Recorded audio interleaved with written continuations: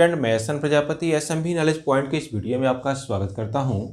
और स्टूडेंट अगर आप इस चैनल पर नए हैं तो बिल्कुल इस चैनल को सब्सक्राइब कर लें, क्योंकि इस चैनल पर आपको आपके कंपटीशन से संबंधित बहुत ही अच्छे क्वेश्चन देखने को मिलेंगे जो कि आपके आगामी एग्जाम्स की दृष्टि से बहुत ही महत्वपूर्ण होंगे।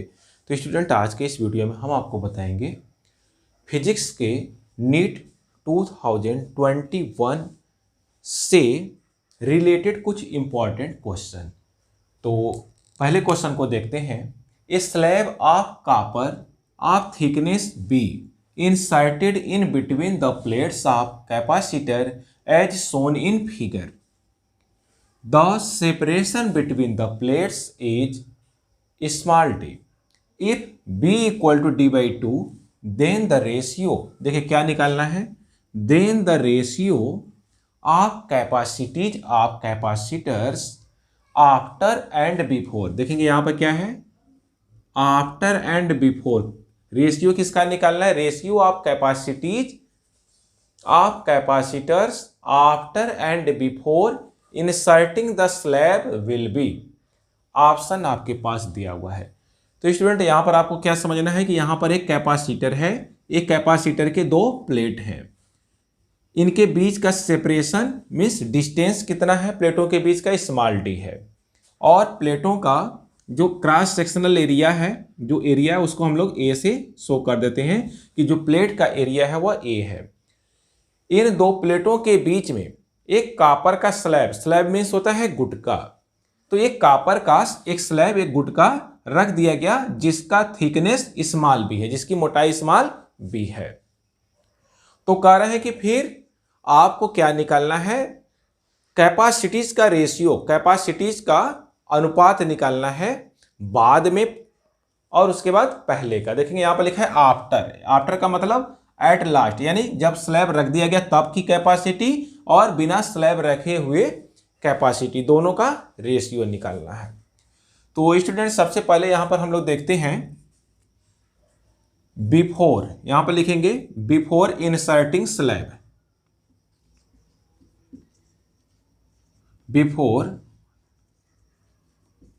बिफोर इंसर्टिंग स्लैब, यानी जब इसमें कॉपर का स्लैब यानी गुटका नहीं रखा गया है तब कैपेसिटी इसकी कितनी है, तो कैपेसिटी का फार्मूला होता है C equal to A epsilon not upon D. अच्छा यहां पर क्या है, दोनों प्लेटों के बीच में कोई मीडियम नहीं, तो यहां पर हम लोग एयर मान लेते हैं। तो एयर की जो कैपेसिटी होती है उसको हम लोग C नॉट से प्रदर्शित करते हैं and this is equation first. जब इसके बाद कैपेसिटर की दो प्लेटों के बीच अगर हम कोई स्लैब रख देती हैं तो उसके लिए क्या फार्मूला होता है, उसके लिए फार्मूला होता है, यहां पर लिखेंगे आफ्टर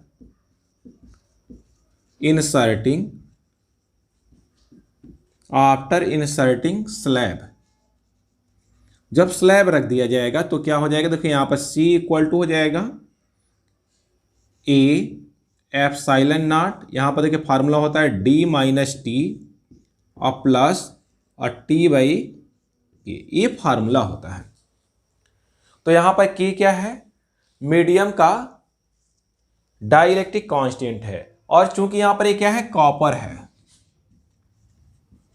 तो कॉपर मीन्स क्या है, मेटल है, तो मेटल का जो डाइलेक्ट्रिक कांस्टेंट होता है वह होता है इनफाइनाइट। तो यहां पर के की जगह क्या रख देंगे, इनफाइनाइट रख देंगे, और टी की जगह क्या रख देंगे, बी, और बी की वैल्यू दिया है डी बाई टू। तो यहां पर देखेंगे ए जब हम लोग रखेंगे तो यहां पर इस तरह से आएगा, देखेंगे यहां पर हो जाएगा C equal to A epsilon not और D माइनस बी, और देखेंगे प्लस स्मॉल टी, टी की जगह क्या रखेंगे B, और बाई क्या, इनफाइनाइट। तो ये पूरा जीरो हो जाएगा, मीन्स यहां से हो जाएगा C equal to A epsilon not और यहां से हो जाएगा D माइनस बी। अब B इक्वल टू दिया हुआ है D बाई टू, तो यहां पर रखेंगे A epsilon not D minus D by two, यहां पर ब्रैकेट में लिख लेंगे since B equal to D by two, ऐसे। अब जब इसको हम लोग सॉल्व करेंगे तो यहां पर आएगा 2A epsilon not upon small D. इसको बनाया हमने इक्वेशन 2। तो ये क्या है, आफ्टर इंसर्टिंग स्लैब। हमको रेशियो क्या चाहिए, आफ्टर पहले रहेगा, बिफोर बाद में, means C by C not चाहिए। तो हम लोग करेंगे क्या, इक्वेशन 2 में इक्वेशन 1 से डिवाइड कर देंगे। तो यहां पर जरा देखेंगे, dividing equation 2 divided by equation 1।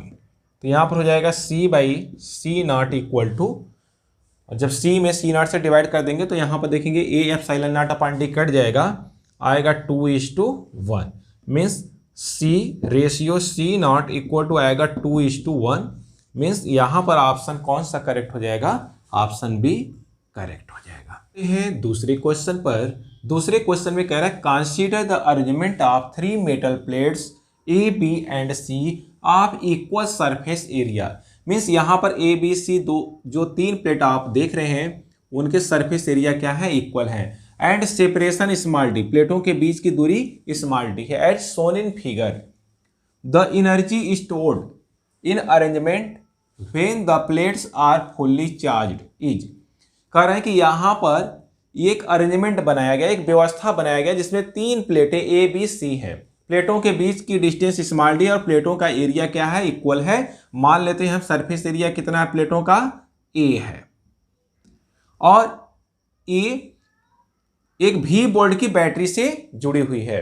तो यहां पर स्टूडेंट हम लोग देखते हैं यहां पर 2 कैपेसिटर फॉर्म होते हैं और ये दोनों कैपेसिटर पैरेलल ऑर्डर में एक दूसरे से जुड़े हुए हैं। जैसे देखेंगे यहां पर ए बैटरी के प्लस सिरे से जुड़ा हुआ, तो प्लस प्लस प्लस, ये मान लेते प्लस, ये माइनस ए है तो इस पर माइनस, इस पर ए भी प्लस से जुड़ा हुआ है, यहां पर प्लस। तो इस तरह से यह देखते हैं कि यहां पर 2 कैपेसिटर बनेंगे, एक कैपेसिटर यह और एक कैपेसिटर यह। मान लेते हैं इसकी कैपेसिटी C1 है, इसकी कैपेसिटी C2 है। तो यहां पर जरा देखेंगे 2 कैपेसिटर बने और दोनों की कैपेसिटी क्या होगी, इक्वल होगी।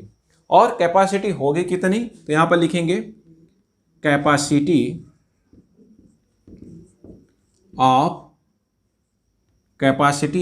Each capacitor, capacity of each capacitor देखेंगे C1 इक्वल टू C2, दोनों की कैपेसिटी समान होगी और यह होगा ए एप्सिलॉन नॉट अपॉन डी। क्यों होगा, क्योंकि एरिया क्या है, समान है, और सेपरेशन बिटवीन प्लेट्स भी क्या है, समान है। अब हमको क्या चाहिए, एनर्जी स्टोर्ड। तो एनर्जी ऑफ फर्स्ट कैपेसिटर, यहां पर लिखेंगे एनर्जी। अच्छा, ये पैरेलल ऑर्डर में जुड़े हुए हैं तो पैरेलल ऑर्डर में टोटल कैपेसिटी भी हम लोग चाहे तो निकाल सकते हैं। तो यहां पर देखेंगे in parallel order, in parallel total capacity, total capacity, तो C इक्वल टू हो जाएगा C1 प्लस C2, दोनों को हम लोग ऐड कर लेंगे तो A epsilon not upon d और plus A epsilon not upon d. इसको 2 टाइम्स भी कर सकते थे। तो यहाँ पर क्या देखिएगा C इक्वल टू हो जाएगा 2A epsilon not upon D. अब ए कैपेसिटर्स V वोल्ट की एक बैटरी से जुड़े हुए हैं, तो एनर्जी स्टोर्ड इन कैपेसिटर होता है half CV²। Therefore energy stored इन कैपेसिटर,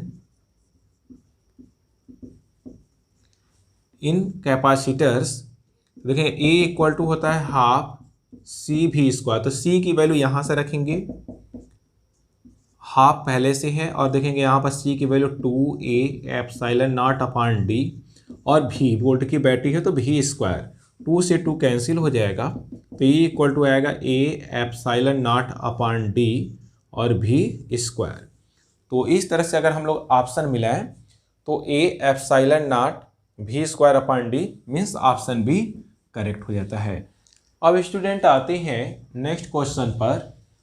तो इस तीसरे क्वेश्चन में कह रहा है the effective capacitance between points X and Y as shown in figure assuming C2 equal to 10 microfarad. Means जो यहाँ पर C2 है यह 10 माइक्रोफैरड है, and that outer capacitors are all 4 microfarad is.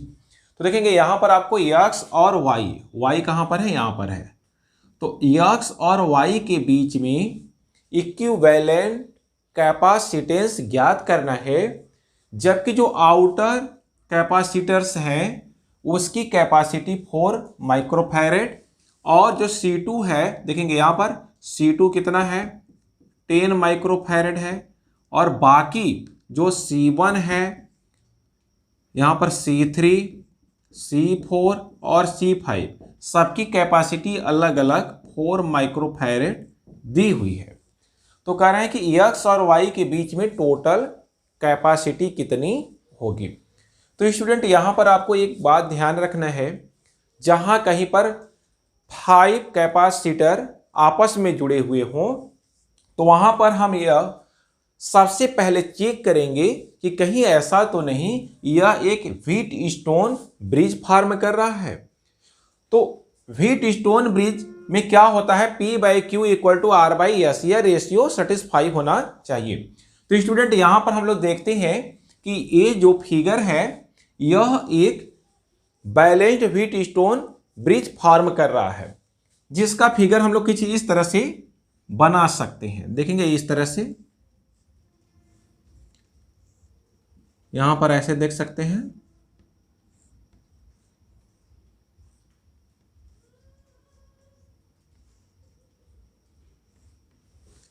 यहां पर देखेंगे ये यहां पर ये C4 है, यह देखिए, फिर इससे कौन जुड़ा हुआ है, यहां पर ऐसे चल रहे हैं तो यहां पर ये C3।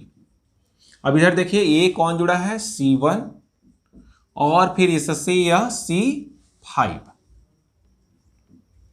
और यह देखेंगे यह C2 देखेंगे यहां पर यह C4 और C3 के जंक्शन और C1 और C5 के जंक्शन के बीच में है। तो C4 और C3 का जंक्शन यह और C1 और C5 का जंक्शन यह, इसके बीच में कौन जुड़ा हुआ है, इसके बीच में C2 जुड़ा हुआ है। तो यहां पर हो गया C2।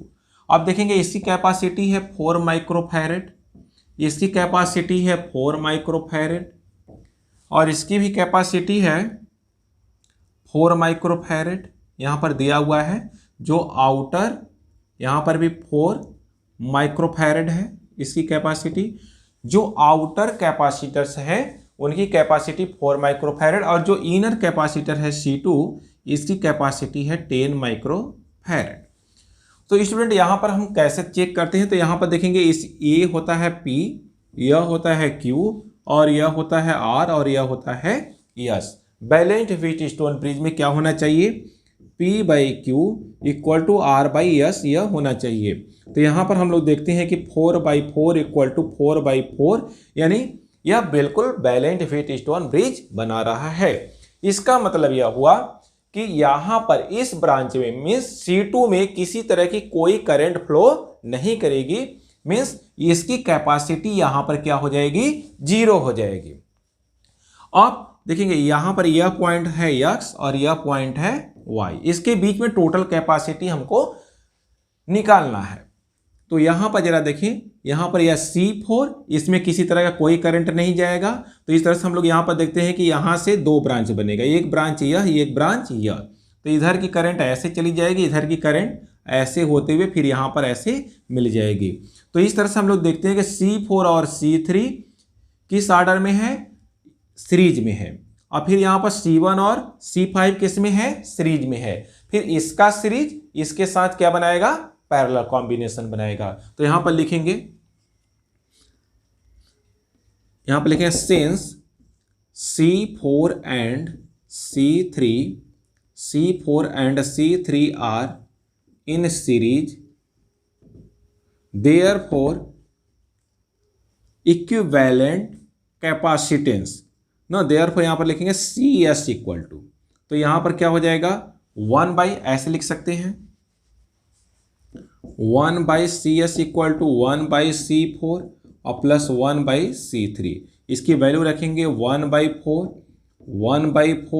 = 2/4 और मीन्स 1/2। ये क्या आया, 1/CS आया। और यहां से जब निकालेंगे तो यह CS = हो जाएगा 2 माइक्रोफैरेड। तो यह किसका रिजल्टेंट आया, या C4 और C3 का रिजल्टेंट आ गया सीरीज में 2 माइक्रोफैरेड। इसी तरह से C1 और C5 का भी हम क्या निकालेंगे, रिजल्टेंट निकालेंगे। तो ये लिखेंगे सिमिलरली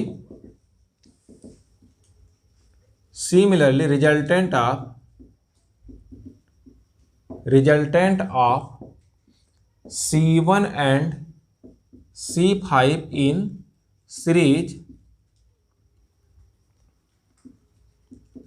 इन सीरीज। तो यहां पर देखेंगे यहां पर क्या हो जाएगा CS डैश। इसी तरह से ये भी निकाल सकते हैं हम लोग। तो यहां पर इसको लिख लेंगे CS डैश इक्वल टू, तो ये भी आ जाएगा 2 माइक्रोफैरेड। जिस तरह से इसको निकाले हैं C4 और C3 को सीरीज में, उसी तरह से C1 और C5 को भी हम लोग सीरीज में निकाल सकते हैं। तो इसका भी आएगा 2 माइक्रोफैरेड। और इसका रिजल्टेंट और इसका रिजल्टेंट किस में है, पैरेलल में है। तो यहां पर लिखेंगे since CS and CS dash are in parallel, therefore their resultant CP equal to कितना हो जाएगा, CS plus CS dash. CP equal to कितना हो जाएगा 2 प्लस 2, तो CP इक्वल टू हो जाएगा 4 माइक्रोफैरेड। तो यही क्या हो जाएगा, X और Y के बीच में टोटल कैपेसिटी आ जाएगी। मीन्स ऑप्शन C करेक्ट हो जाएगा।